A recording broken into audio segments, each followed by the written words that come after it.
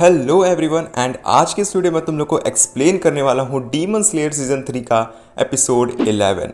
तो पिछले एपिसोड यानी कि एपिसोड 10 में तुम लोग ने देखा ही है कि जो तांजीरो रहता है वो अपना डीमन यानी कि हानतेंगु के पीछे भाग रहा होता है एंड उसके साथ गेन्या और नेज़ुको भी रहती हैं।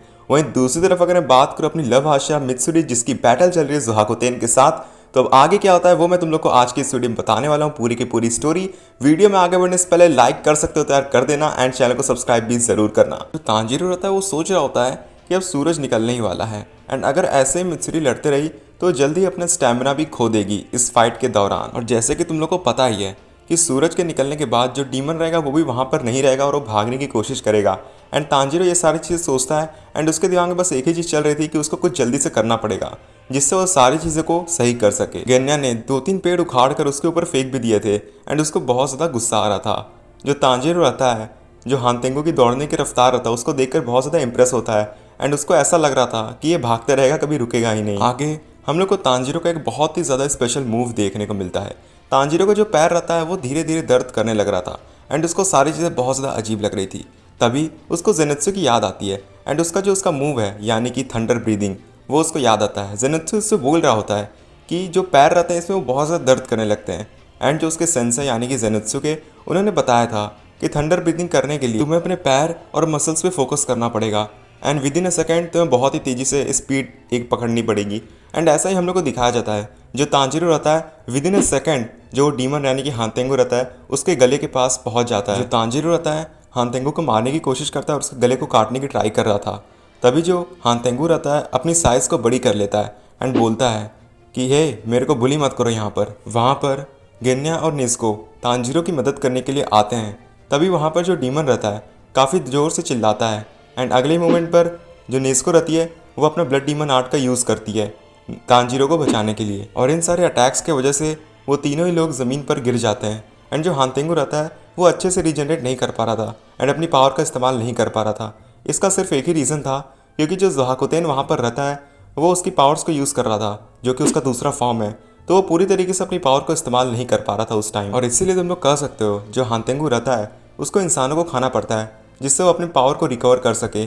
तभी वहाँ पर जो तांजीरो रहता है बोलता है कि रुक जाओ तुम्हें अपने पापों की सज़ा ज़रूर मिलेगी एंड तुम यहाँ से भाग नहीं सकते। तभी वहाँ पर जो हानतेंगु रहता है उसको कुछ विलेजर्स दिखाई देते हैं एंड वो उनकी तरफ जाने की कोशिश करता है एंड तभी जो तांजीरो रहता है उसके पास बिल्कुल भी ताकत नहीं बची रहती लेकिन वो फिर भी सोचता है कि एक बार और मुझे उठना पड़ेगा एंड थंडर ब्रीदिंग का इस्तेमाल करना पड़ेगा। ऐसा वो सोच ही रहा होता है एंड उठने का ट्राई करता है। तभी वहाँ पर एक दूसरी स्वॉर्ड कोई दूर से आकर फेंक देता है एंड तांजीरो उसको देखकर थोड़ा सा शॉक होता है।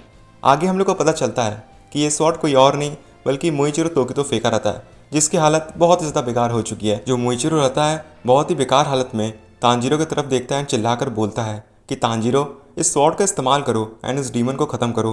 तांजीरो वैसा ही सुनता है एंड तुरंत उस स्वॉर्ड को उठाता है एंड उस डीमन के पास जाता है एंड उसका गला काट देता है। इस डीमन को मारने के बाद धीरे धीरे सुबह का वक्त होने लगता है एंड अब तुम लोग को पता है कि जो नेज़ुको है वो एक डीमन है। तो वहाँ पर तांजीरो बहुत ही ज़्यादा टेंशन लेने लगता है नेज़ुको के लिए एंड उसको समझ नहीं आ रहा था कि आखिर वो करे क्या।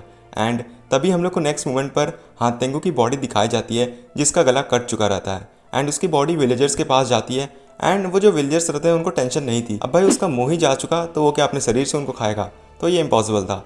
आगे हम लोग को दिखाया जाता है कि जो तांजीरो रहता है उसको समझ नहीं आ रहा था आखिर वो करे क्या।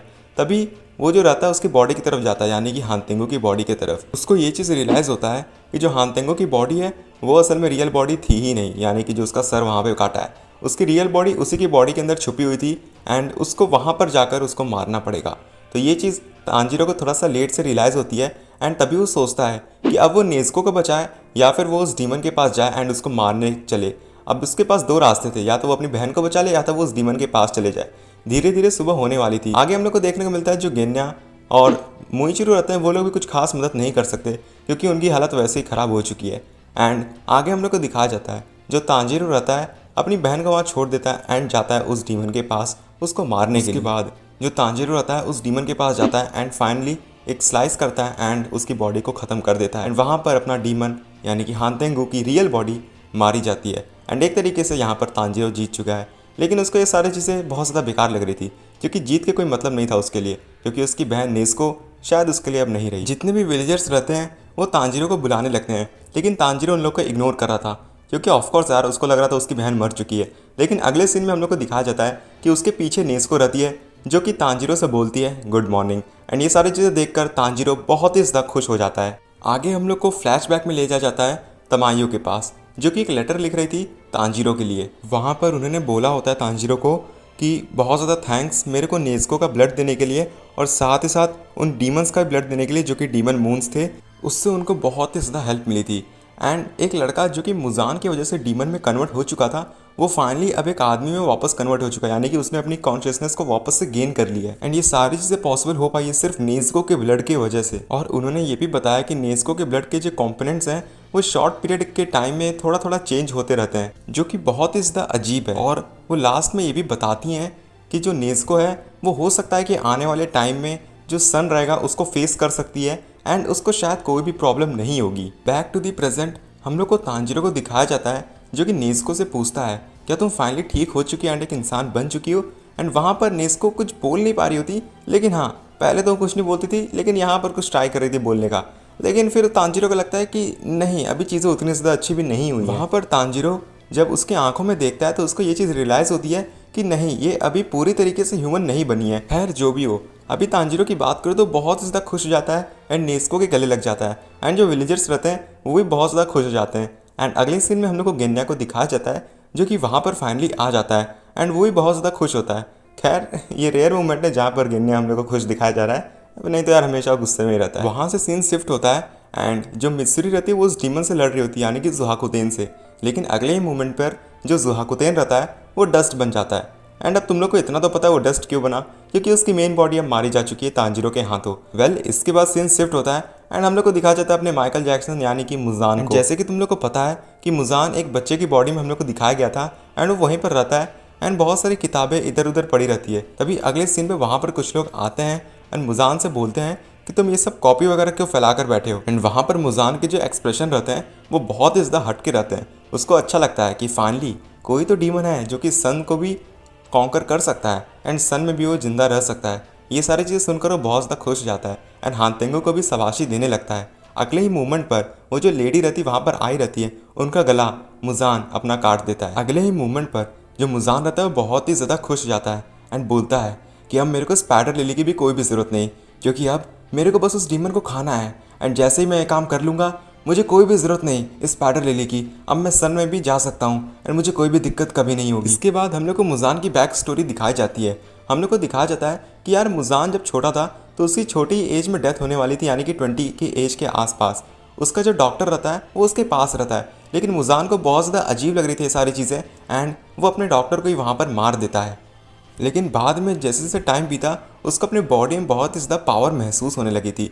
लेकिन एक प्रॉब्लम जो उसके बॉडी के साथ थी कि वो दिन में नहीं निकल सकती थी, यानी कि सन को फेस नहीं कर सकती थी। बाद में जो मुजान रहता है उसको उस डॉक्टर की बुक से ये पता चलता है कि एक स्पाइडर लिली नाम का फ्लावर है जिसकी मदद से जो मुजान है वो दिन में भी निकल सकता है। लेकिन अब तुम्हें पता है कि जब उसके पास एक दूसरा ऑप्शन आ चुका है यानी कि नेज़ुको, तो उसके दिमाग में आया क्यों ना मैं उसको ही खा लूँ एंड सारी चीज़ें सॉल्व हो जाएंगी एंड मेरे को उस स्पाइडर लिली की ज़रूरत ही नहीं पड़ने वाली वापस से।